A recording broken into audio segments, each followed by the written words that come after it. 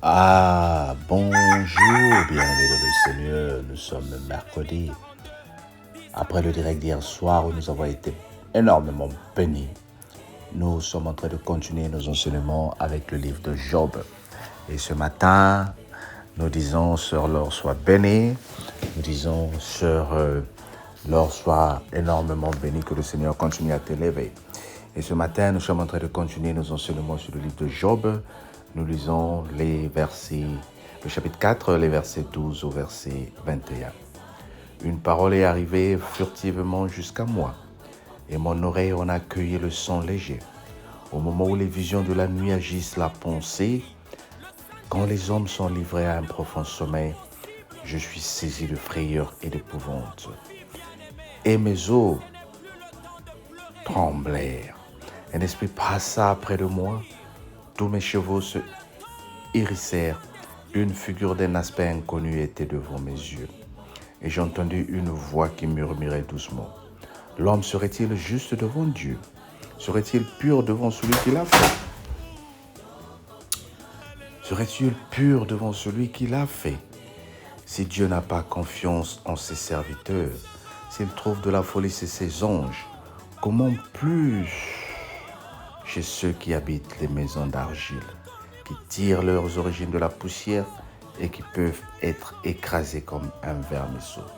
Du matin au soir, ils sont brisés, ils périssent pour toujours et nul n'y prend garde. Le fil de leur vie est coupé, ils meurent et n'ont point acquis la sagesse. Amen. Nous sommes en train de voir ici le message de l'ami de Job qui continue à parler, ce dont on a parlé hier, celui qu'on appelle Eliphaz, qui est en train de continuer à parler, qui dit « Vanité des vanités, tout est vanité, les choses périssent ». Il est en train d'encourager Job pour lui dire « Regarde, toutes ces choses que nous vivons sont en train de passer. Y a-t-il quelqu'un qui est là sur la terre qui est juste pour questionner Dieu, pour lui dire pourquoi ceci m'arrive, pour lui dire pourquoi moi je souffre comme ça? Non. Job est en train de réaliser ici que quel que soit ce qu'il est, qu'est-ce que soit ce qu'il a fait, qu'est-ce que soit ce qu'il a perdu, Dieu est souverain dans ses décisions et Dieu sait ce qu'il fait pour nous. Mais il y a quelque chose que j'aimerais te partager ce matin, comme le message que nous avons appris hier soir, la femme de Lot. La femme de Lot en 2023. Lot avait le bonheur. Vous vous souvenez que Lot et Abraham étaient dans une même région. Et Lot avait beaucoup de biens. Mais sa femme, lorsque le Seigneur leur a demandé de partir du pays de Sodome et Gomorrhe, que le Seigneur était prêt à le détruire, la femme de Lot s'est retournée pour regarder derrière et tout de suite, elle était devenue une statuette de sel. Nous connaissons tous l'histoire que nous lisons souvent dans la Bible. Pour ceux qui n'en connaissent pas, mais tu as peut-être suivi le message de la sœur Laure hier. Ça coïncide avec ce que nous sommes en train de continuer ce matin pour te dire que le Seigneur nous dit d'avancer et de ne pas regarder derrière. Lorsque les choses arrivent, avance. Tu vas comprendre que ce monsieur qui est en train de prêcher Job est en train de lui dire « avance, ne recule pas ». Parce qu'il y a toujours une porte qui est ouverte devant celle qui est fermée. Lorsque nous vivons le malheur, lorsque nous perdons les choses, souvent nous avons l'impression que Dieu nous a abandonnés. Mais je viens juste parler ce matin pour te dire « avance ». Avance car il y a une nouvelle porte qui t'attend. Ton mari t'a dit qu'il veut partir. Tu as tout essayé, il ne veut plus de toi. Avance, il y a une porte qui est ouverte pour toi. Ta femme veut te quitter. Tu as tout fait. Tu as appelé les hommes de Dieu. Elle veut à tout prix divorcer. Avance. Au travail, on est en train de te menacer. Avance.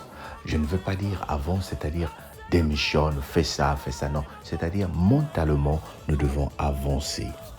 Nous devons comprendre que Dieu ne nous a pas appelés pour rester tels que nous sommes. Regarde ton visage sur le miroir et compare ce visage-là avec tes photos il y a 10 ans. ou 20 ans? Es-tu toujours la même personne? Non. Regarde ce que nous étions à 20 ans. Tu étais peut-être amoureux de ton premier téléphone, mais aujourd'hui, tu as peut-être honte de ce téléphone. Parce que quand tu le vois, il est trop gros. Parce que quand tu le vois, il avait une antenne. Et aujourd'hui, tu es en train de vanter celui que tu as. Dans 10 ans, le téléphone que tu as aujourd'hui, tu ne pourras même plus le sortir devant les gens parce qu'il sera démodé. Avance. Pourquoi le monde avance et nous voulons rester les mêmes? Lorsque nous perdons les choses, nous devons voir qu'il y a une nouvelle chose qui se crée.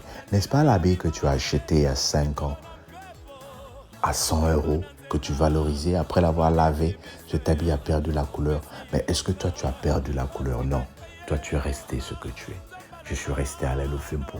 Les habits que j'ai portés il y a 5 ans n'existent même plus. Mais moi, je suis Alain Lofimpo. C'est pour te dire qu'il y a des choses que tu vas perdre dans ta vie. Mais toi, tu resteras l'élu de Dieu. Est-ce que tu comprends la prophétie de ce message? Tu as perdu des choses qui n'ont plus de vie, mais toi, tu as toujours gardé ton identité. Yoza kaka maman Anne, yoza kaka maman Laure, yoza kaka maman Patricia, yoza kaka maman Suzanne. Tu es encore la sœur Oscarine, tu es encore la sœur Grace Pokondas. Tu es encore ce que tu es. Même si les choses de ta vie ont péri, mais toi, tu es encore ce que tu es. Et je te dis qu'il y a un bonheur au bout du tunnel où tu es en train de marcher. Sois béni. Partage. La gloire de Dieu est devant ta porte. Amen.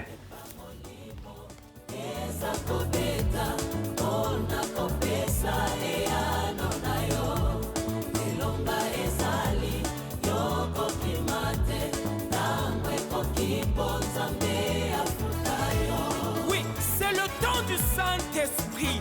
Le Saint-Esprit est en train de rendre possible ce qui était impossible dans votre vie, bien-aimée. Ce n'est plus le temps de pleurer. Ce n'est plus le temps de fuir. C'est le temps du Saint-Esprit. Alléluia.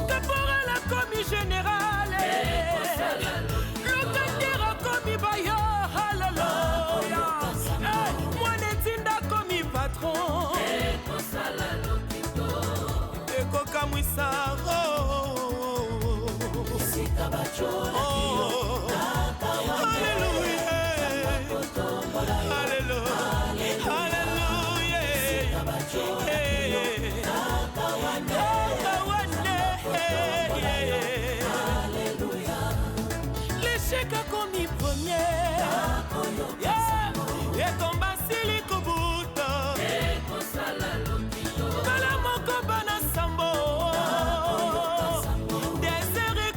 océan.